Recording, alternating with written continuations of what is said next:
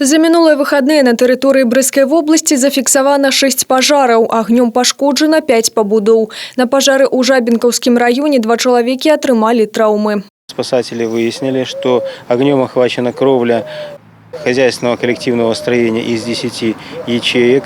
До прибытия подразделений МЧС произошла вспышка газовоздушной смеси в результате разрыва газового баллона.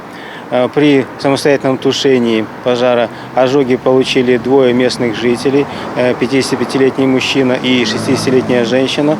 С травмами были доставлены в учреждение здравоохранения. У выніку здарэння пашкоджана частка даху, сцены і маёмасць у 3 секцыях калектыўнай гаспадарчай пабудовы. Пажар лакалізаваны і ліквідаваны выратавальнікамі. Прычыны ўзгарання высвятляюцца. За мінулыя выхадныя на дарогах вобласці адбылося 2 дарожна-транспартных здарэння. У Пружанах 32-гадовая жанчына, кіруючы аўтамабілем Peugeot 307, рухалася заднім ходам і ў двары жылых дамоў дапусціла наезд на 91-гадовага пешахода. Пенсіянер шпіталізаваны с травмами. Яшчэ одна авария с потерпелым пешеходом отбылась у Пинску.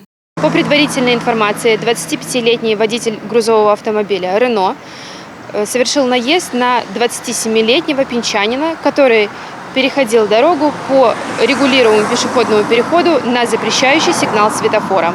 В результате происшествия молодой человек с тяжелыми травмами госпитализирован. Проводится проверка. У Каменецкі раённы аддзел унутраных спраў паступілі звесткі, што невядомы пашкодзіў ліхтары на вуліцы Брэскай. Следча-аператыўная група на месцы здарэння ўбачыла толькі металічныя каркасы 4 ліхтароў. Пабітае шкло знаходзілася побач на газоне. Праваахоўнікі ўстанавілі, што да злачынства мае дачыненне 18-гадовы мясцовы жыхар. Молодой человек употреблял алкоголь в компании неподалеку, после чего, возвращаясь домой по аллее, в какой-то момент взял камень и начал бросать его в фонари. Затем он залез на металлическую опору светильника и аккуратно снял разбитое стекло, положив его рядом на газон. Причину своего поступка молодой человек пояснить не смог. По данным факте, следчымі дана правовая оценка.